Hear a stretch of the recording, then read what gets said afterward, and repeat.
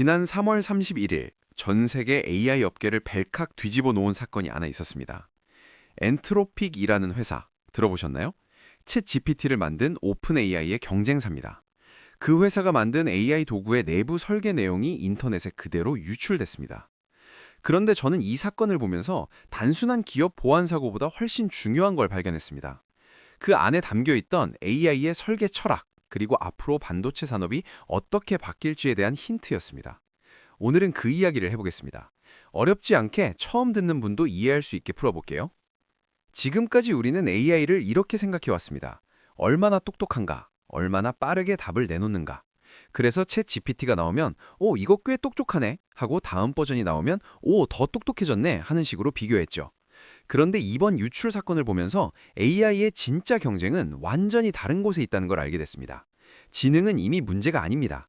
요즘 AI들은 어지간한 질문에는 다 대답합니다. GPT도 클로드도 제미나이도 아주 큰 차이가 없어졌어요. 그럼 이제 뭐가 중요할까요?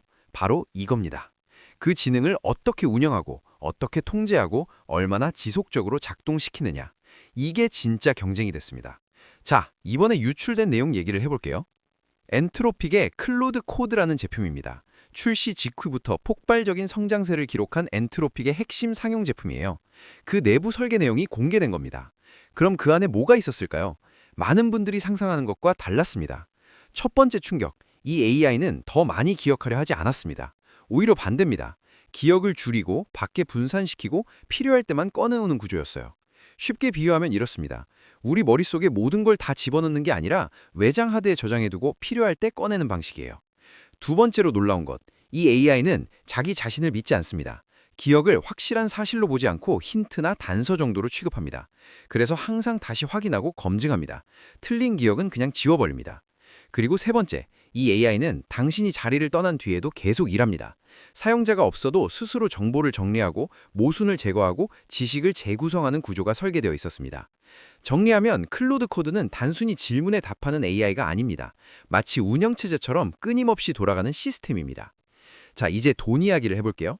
AI가 이런 방식으로 작동한다면 반도체 산업에서 무엇이 중요해질까요?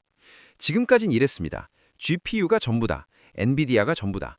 빠르게 계산하는 칩이 핵심이다. 그런데 이제 상황이 달라집니다. AI가 기억을 외부에 쌓아두고 필요할 때 꺼내오고 24시간 쉬지 않고 돌아간다면 그 기억을 저장하는 장치, 그 기억을 빠르게 꺼내는 장치, 그리고 그 기억을 빠르게 전달하는 통로가 모두 중요해집니다. 구체적으로 말씀드리면 이렇습니다. 첫째, 낸드 플래시와 SSD입니다. AI가 엄청난 양의 정보를 저장하고 꺼내야 하기 때문에 저장 장치 수요가 폭발적으로 증가합니다. 둘째, 일반 D램 메모리입니다. AI가 항상 켜져 있는 구조가 되면 더 많은 메모리가 필요해집니다. 셋째, 네트워크와 인터커넥트입니다. 기억이 여러 곳에 분산돼 있으면 그걸 빠르게 연결하는 기술이 핵심이 됩니다. 넷째, 온칩 메모리입니다. 검증을 계속 반복하는 구조 때문에 칩 안에 작은 메모리인 SRAM의 중요성도 커집니다. 그리고 이 모든 것의 바탕에는 메모리 반도체가 있습니다.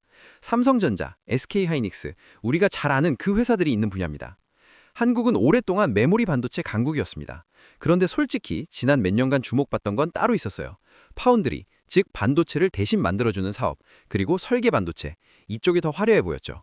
그런데 이제 상황이 바뀌었습니다. AI가 계산하는 기계에서 메모리를 관리하는 운영체제로 바뀌면서 한국이 원래 잘하던 메모리가 갑자기 핵심 과목이 된 겁니다. 성적이 별로 중요하지 않은 과목인 줄 알았는데 알고 보니 그게 수능 필수 과목이었던 것처럼요. 특히 HBM이라고 불리는 고성능 메모리 분야에서 SK하이닉스는 현재 세계 최고 수준입니다. 그리고 삼성전자도 이 분야에서 경쟁력을 되찾기 위해 총력을 다하고 있습니다. AI가 커질수록 메모리의 수요는 같이 커지고 한국 기업들의 역할도 같이 커집니다. 이게 지금 반도체 뉴스에서 삼성전자와 SK하이닉스가 자주 보이는 이유입니다. 오늘 이야기를 세 줄로 정리해드리겠습니다. 하나, AI는 더 이상 얼마나 똑똑한가 경쟁이 아닙니다. 이제는 얼마나 잘 기억하고 얼마나 안전하게 운영되는가 경쟁입니다. 둘, AI가 기억을 저장하고 검색하고 재구성하는 구조로 바뀌면서 메모리와 저장 장치, 네트워크가 핵심 부품이 됩니다. 셋, 이 흐름은 한국 반도체 산업에 유리합니다. 우리가 오랫동안 잘해온 분야가 지금 AI 시대의 핵심으로 떠오르고 있기 때문입니다. 반도체가 어렵게 느껴지셨다면 오늘부터는 이렇게 기억하세요. AI의 머리가 GPU라면 메모리는 그 머리에 산소를 공급하는 혈관입니다. 그리고 지금 돈의 흐름은 그 혈관을 누가 가장 잘 만드느냐로 향하고 있습니다. 오늘 영상이 도움이 되셨다면 구독과 좋아요 부탁드립니다. 다음 편에서는 메모리 반도체의 종류와 어떤 회사에 주목해야 하는지 이어서 얘기해 볼게요.